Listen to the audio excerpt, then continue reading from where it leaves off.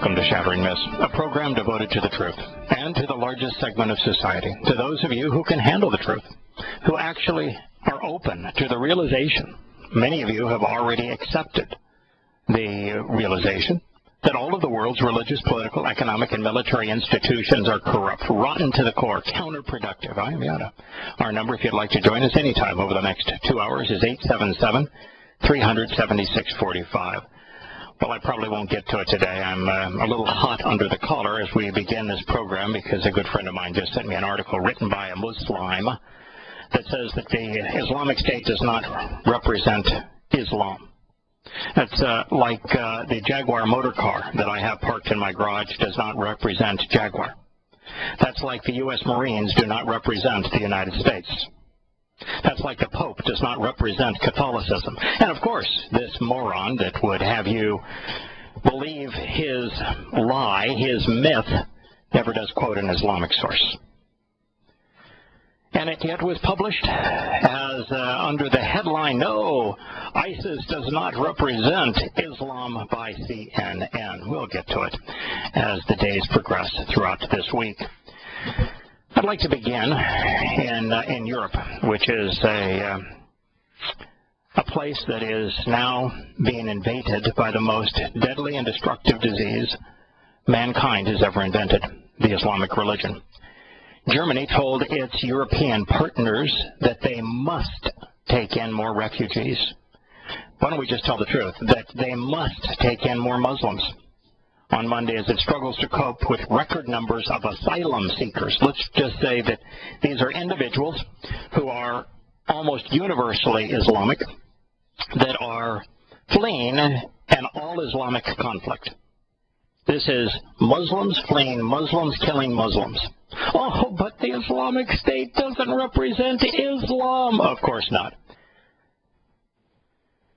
As police in Hungary used pepper spray on migrants, on Muslims who broke out of reception centers at the border. Here's the problem, folks.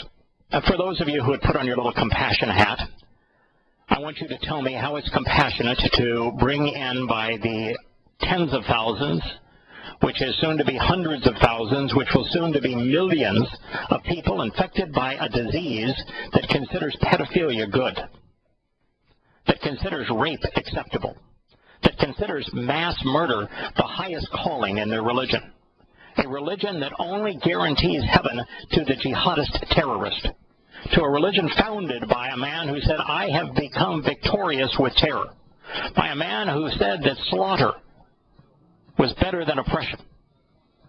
I mean, you're dealing with a religion founded as a criminal enterprise, a declaration of war on all humankind that has destroyed and ruined everything it has touched, that has created a living hell for those under its influence, and has caused migration away from a Sunni v. Shia Islamic war in what is now tens of thousands, is approaching hundreds of thousands, and soon will be in the millions. And they're bringing the disease with them. Now, if you're of the belief that it's compassionate to do so, then what I would advise you to do is find somebody sick with Ebola and have them live in your house with your children. If you think this is compassionate to do, what I would advise you to do is see if you could go down to, I think it's Madagascar, maybe Borneo, where the bubonic plague, the Black Death, is still prevalent, and you find some rats that are infected with it. You care for those rats, you bring them home with you, and you give a pair of breeding rats to your parents and have them put them in their home, to your children and have them put them in their homes, and you just have them stay with you and your wife or husband in your bedroom. And you tell me all about how compassionate it is to those poor little rats that were infected with this horrible disease. Because that's what you're doing. Islam is responsible for 99.9% of all terrorist acts in the world, and you're importing the terrorists. Islam is responsible for most of the enslavement particularly of little girls, for the purpose of having them be sex slaves in the world. Some 90% of human trafficking is perpetrated by Muslims, and you're bringing them into your country. In Islam, they mutilate, or have mutilated, over 250 million little girls sexually, carving out their private parts in the name of their religion. And you're bringing them into your country. This is a religion that perpetrates crucifixions, and has sanctioned for crucifixion in their Quran. Read the 5th surah. That sanctions mass murder. Read the 8th surah. That's a declaration of war on all humankind. Read the 9th surah. That tells a Muslim that if they are not a jihadist terrorist, that they cease to be a Muslim and will be tortured forever by their God in hell. Yeah, and read the 9th surah. What in the hell are you doing? And as I shared with our listeners last week, when you accept the first 1,000 of these Muslims, word will get back that you've accepted them. You've created an entitlement for them. They'll come into your country. They will take advantage of every welfare program that you have, just as the Somalis have done in the United States. Be a tremendous burden to you economically, and then behave like Muslims and be a tremendous burden to you, to your criminal justice system. And the moment you've left the first 1,000 in, and you've silenced those who would speak out against them, calling those who are actually far more compassionate, recognizing that it is not loving to bring in a disease this caustic, this deadly, this crippling into your home as buffoons, as hate mongers, that the moment you invited the first 1,000 in, word got back, and then there were 10,000 on their way. And then when you accepted those 10,000 and silenced the critics, then there were 100,000 on the way. And once you again silenced the critics and you spoke out in favor of more and more and said there should be quotas in every European countries and the United States should do its fair share in terms of importing this disease into its home, there were many hundreds of thousands, and there are 8 million more waiting. Now with word that they're going to be accepted, they too will come. It is a tsunami of Muslims, forever changing the culture, the nature of Europe. And if you think this change is acceptable, this is not like bringing Hispanics into the United States. The vast preponderance work. The vast preponderance grew up in a very similar culture. This is importing Muslims, the vast preponderance of which don't work. And of coming from a culture where everything that a culture that was based on Christianity would view as good, they view as bad. Everything that a culture based on Christianity, as Europe and the United States were, in terms of their legal systems and morals, for the most part, everything that they would view as bad, Muslims in their Quran are told are good. And here you are, bringing them in by the hundreds of thousands and soon by the millions. What do you think is going to happen to your culture? What do you think is going to happen to your civilization when you bring in the least civilized doctrine that man has ever conceived? How profoundly is your judicial system going to change? How much are you going to increase terrorism? How many more rapes are going to occur as a result of bringing in people plagued with a disease that encourages it, sanctions it? This is, for the first time that I have seen, at least in my lifetime, a catastrophic issue regarding immigration. Now, in the United States, for example, on the Mexican border, I have constantly favored immigration. And I know that many of the conservative listeners to this program despise me. Not despise me, despise that stand. That they think that immigration is the big issue. It's certainly the big issue with Republicans. And I'm here to tell you that I view the immigration across the Mexican border as of no consequence. Literally as no consequence. The economic issues of it could be solved simply by replacing the income tax with a value-added tax. Everybody pays their fair share. But the vast preponderance come to work. And if you were to put in one other law, which would just be a change that no one is entitled to welfare or food stamps or any government assistance of any kind until such time as they have been in the country no less than 10 years and are a citizen, then you've resolved that consequence as well.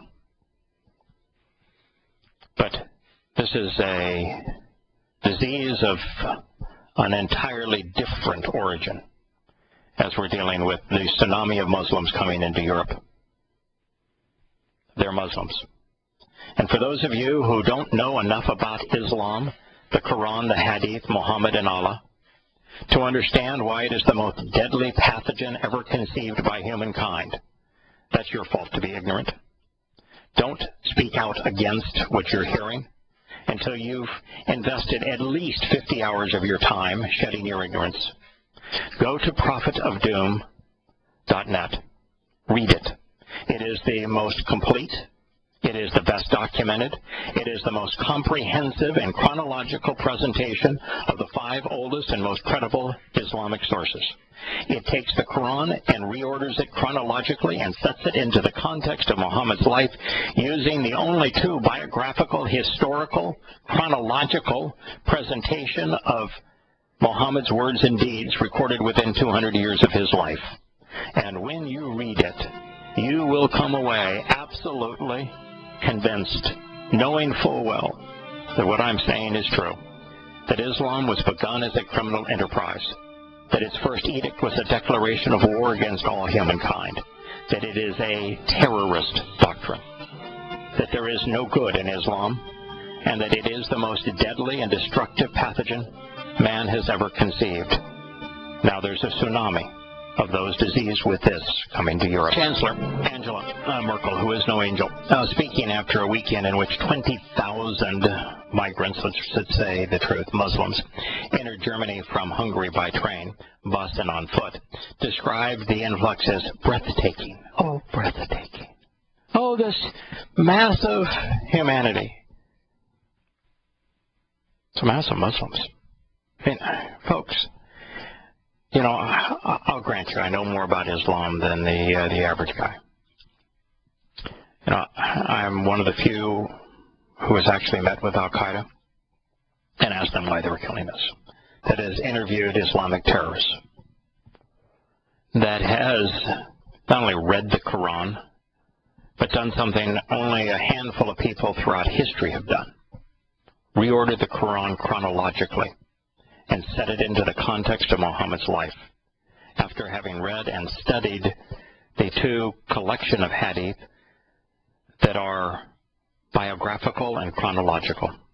The Sirah, collected by Ishaq, and the Tariq, collected by Tabari.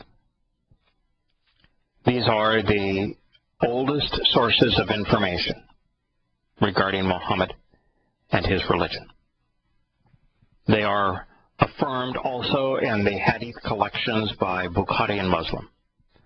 And I've come to realize the truth. In fact, it's undeniable, really. The only way that it can be denied is to prey on people's ignorance. But the Quran itself is hadith. No different between the Quran and the hadith collected by Ishaq and Tabari and Muslim and Bukhari. They all come from the same source. They're all about the same time. They're all about the same religion. They're all about the same wannabe God. They all tell the same story. They're all were memorized and reported mouth to ear over 100 or more years, all written down in the same place at the same time. They're all the same. And Islam is more hadith than it is Quran. Sharia law is based on the hadith. The Quran cannot be made sense of without the hadith because it has no context, it has no chronology. And without the context and chronology of the hadith, without knowing what Muhammad did and said, Islam ceases to exist. The Quran orders Muslims to do as Muhammad did. And without the hadith, you don't know what that is. So it is essential. They are one and the same. And yes, I have used them to comprise a 1,000-page book that documents exactly who Muhammad was and what he said. And so I know the religion better than most.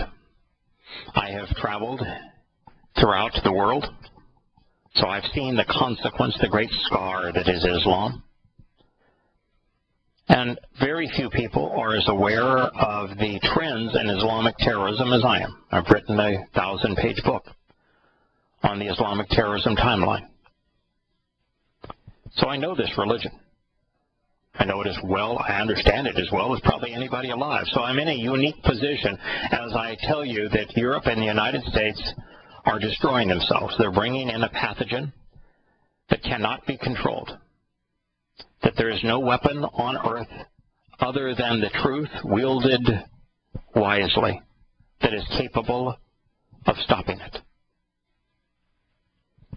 And by the millions, they're now leaving the world of Islam, entering the world that had been relatively unscathed by this disease.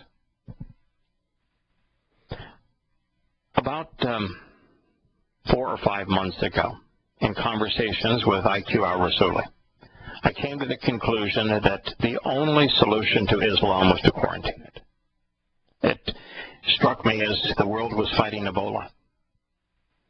That this notion that America and Europe can use its military and its diplomacy to invade and negotiate with Islamic countries, to arm them, one side or the other, sometimes both sides simultaneously, invading Islamic countries, was wholly and completely counterproductive. We made a bad situation worse in Afghanistan. We made a bad situation worse in Iraq.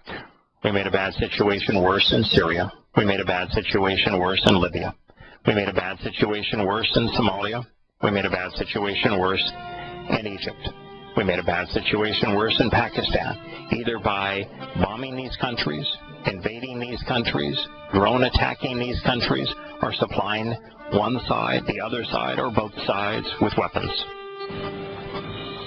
The situation has played out exactly the same around the world. You'd have to be insane to continue the same behavior. We need to extricate ourselves from the world of Islam. Yeah, I know you're on a roll. But you're on.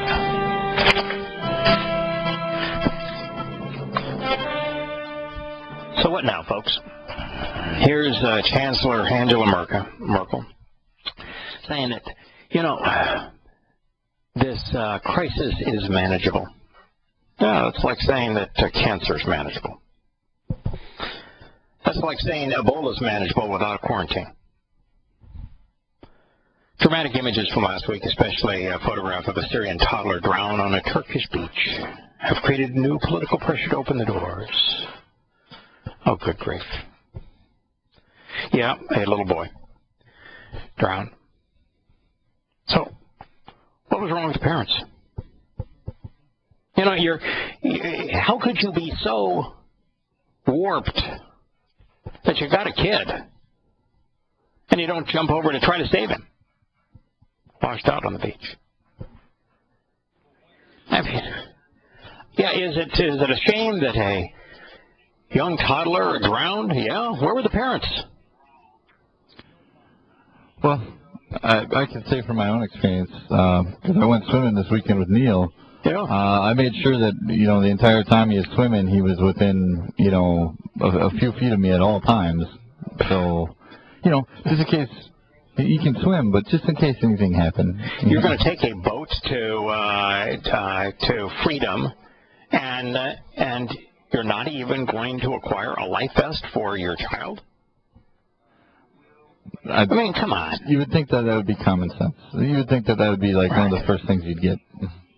Well, you think the first thing you'd do, if you didn't like the area you were living because there were people shouting Allahu Akbar on both sides, that were kidnapping and raping little girls, that were engaged in mass beheadings and screaming Quran verses while they're doing it, that were murdering unarmed and innocent civilians, and that this was happening by both sides, citing the same religion, reading from the same scriptures, that maybe the first thing you would do is say, I wonder if there's something wrong with this religion.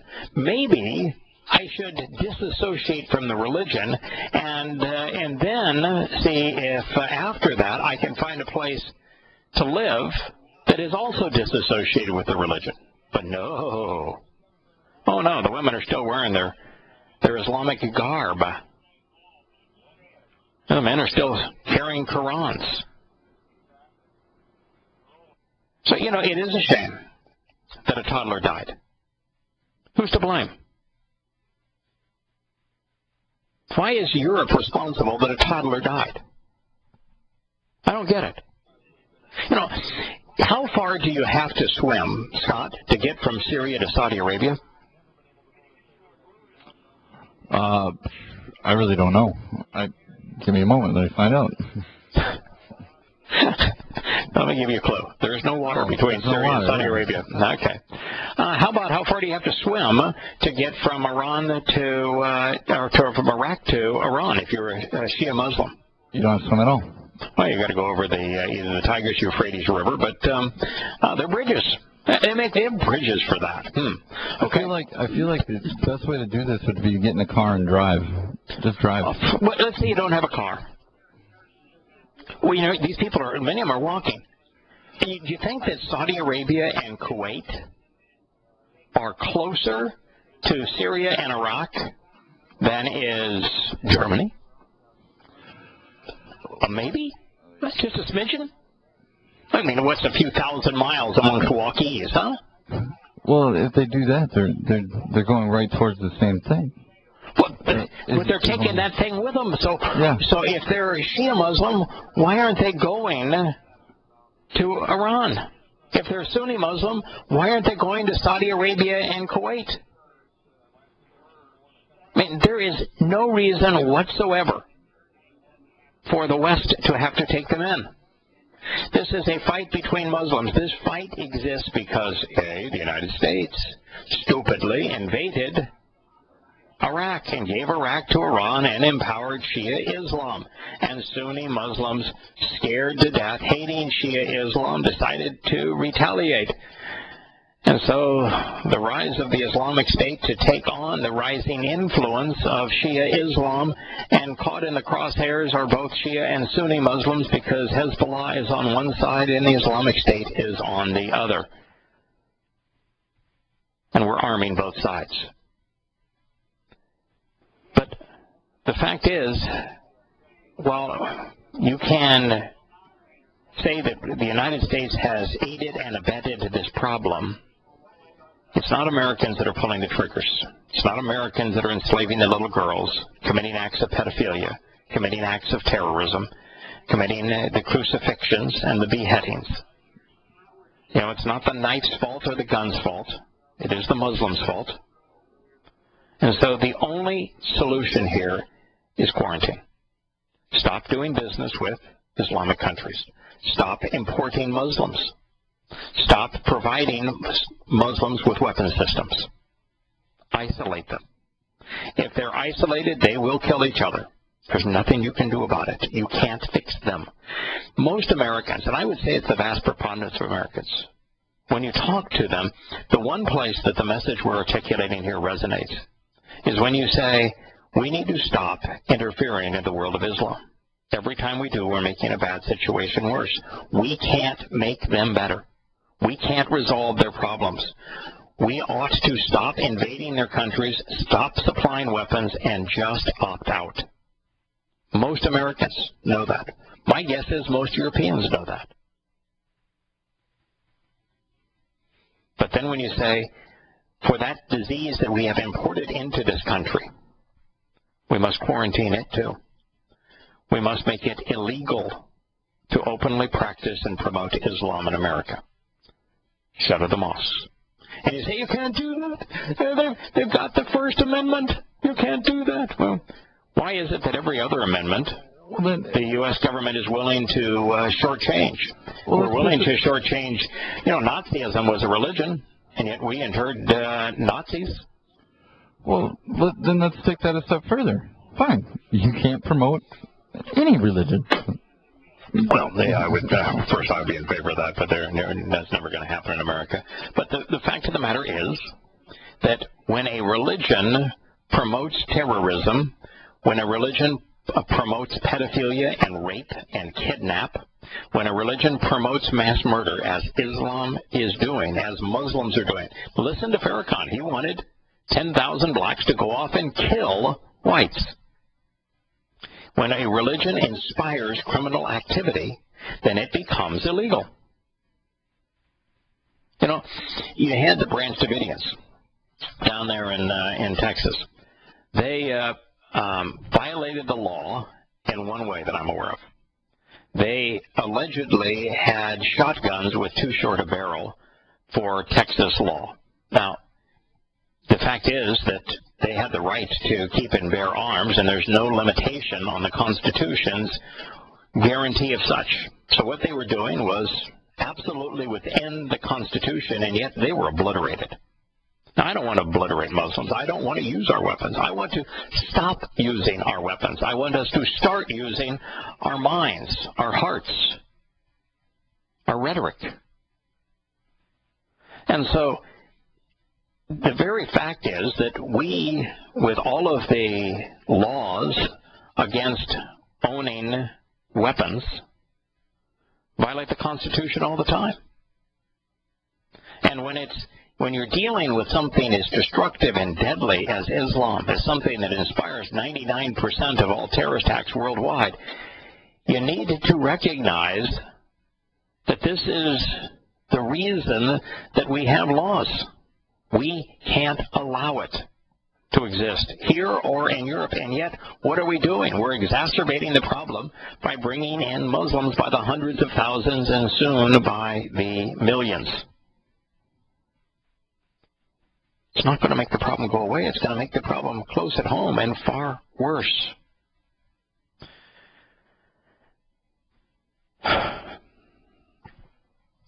So, there are countries that have argued that taking in too many Muslims could make the problem worse by encouraging others to make the dangerous voyage. Yeah, they are sane. They are telling you the truth.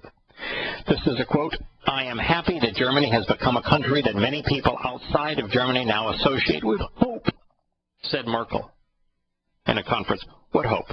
There's no hope in Islam. None. Islam is based on predestination. There's no hope. A Muslim, according to Muhammad, has no hope of getting into the Islamic paradise unless they die as a jihadist killing non-Muslims. There's no hope. In 1,400 years that Islam existed, there's never been any hope. Now, if you wanted to provide people with hope, you'd first have to tell them to rid themselves of Islam. And then there is a source of hope, but it's not Germany. She and her vice chancellor coupled their message of optimism. Oh boy, so poisoning your home is optimistic. Coupled their message of optimism. Corrupting Europe by bringing in a plague worse than the Black Death is optimistic.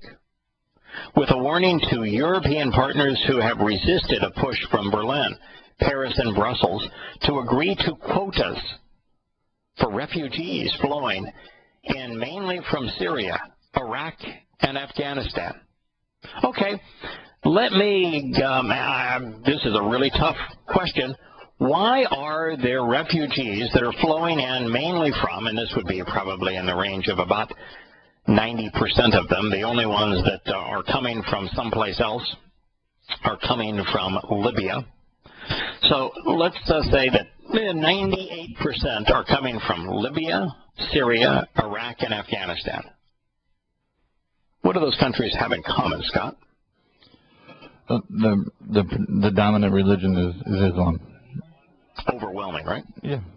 Those countries have something else in common besides the fact that Islam represents 99% of the religion of those countries.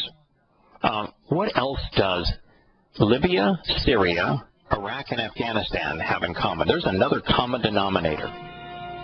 Probably they have the most refugees coming out of it. No, well, that's a statement of fact that most of the refugees, some 99%, are coming to those four Islamic countries. What has the United States done to those four countries? Well, we've provided them with weapons and we bombed all four countries. We bombed Afghanistan, Iraq, Syria, and Libya. Do you see a common denominator? Maybe there's a connection here that we could learn from. Syria, Iraq, Afghanistan, and Libya. They're all Islamic countries. They all either had a dictator over them, or they were run by an Islamic terrorist organization, or multiples thereof. Afghanistan is now controlled by the Taliban, as it had been previously. Iraq is divided into two warring sections, with Shia Muslims in control of certain areas and the Islamic State, an Islamic terrorist organization, in charge of others. Syria is divided between the Islamic State and the city-state of Damascus, which is controlled by an Islamic dictator. Libya was controlled by an Islamic dictator and is now the territory of rival Islamic gangs. Somalia is a country that is all Islamic, that is divided between warring Islamic gangs. Yemen is now divided between warring Islamic gangs, half of them Shia, the other half of them Sunni. These countries were all bombed by America. America, in every case, made the situation in these countries worse. They're all Islamic. And so it's interesting, Scott, you told me during the break that a reporter went into Little Mogadishu in the Minneapolis area, which has the highest concentration of Somalis in the world outside of Somalia. And it interviewed people and found that there was a common trend among the young people in particular. And what was that? They all thought Sharia law and going back to Syria would be Mogadishu in this case, Somalia would be the best thing. Yeah, they wanted to be ruled under Sharia law. And under Sharia law, as a young man, if you're immoral, it's perfect. You get to rape as many girls as you want. You get to be a thief. You get to lie anytime you want to. You basically get to be the worst human being you could possibly be. That's right. Yeah. But that's the time in your life when you're young and foolish, and a lot of people are foolish when they're young. And in Islam, you get the raging hormones, and you get to... I've been young and foolish, and I've never once wanted to do any of those things. No, I've never been inclined to pedophilia or rape or murder or any of those things, but that's what Sharia law would endorse. And so here, given the opportunity, this notion that hope, they're in America, they're given a free education, they're given the opportunity to work, their opportunity to better their lives, they're given the opportunity to live in a society where law sort of matters, where there is some vestige of freedom. And what do? Do they embrace that hope and capitalize on it? No. They long to go back to the world of Islam, to the very hell that is Somalia. Remember the movie Black Hawk Down and Muslims acting like Muslims? Here the Americans were trying to help them, to feed them. And what did they do? Tried to slaughter the Americans. And yet, what did we do? We brought the murderers into our country. Are they appreciative? No, they want to go back. Under the name of, under the same name that they're doing in Germany. Refugee. Yeah. Yeah, it's astonishing. She went on to say, what isn't acceptable in my view is some people are saying that this has nothing to do with them, Merkel said. This won't work in the long run. There will be consequences that we do not want. Oh, good grief. I mean, people elected Merkel in Germany multiple times. So you can't blame Merkel. Oh, sure, she's culpable. But so are the German people. And the opposition to Merkel are absolute dim-witted morons. The people who are rising up and saying no to this are, in large part, neo-Nazis. Wow. But it's going to fundamentally change Europe for the worse. And that's hard to imagine, but it is going to become ever more anti-Semitic, anti-Israel, more prone to violence, more prone to totalitarian rule, just as it has and will profoundly change America. We should be very, very concerned. And I'm here to tell you that what was tens of thousands yesterday and hundreds of thousands today will soon be millions. It's already too late.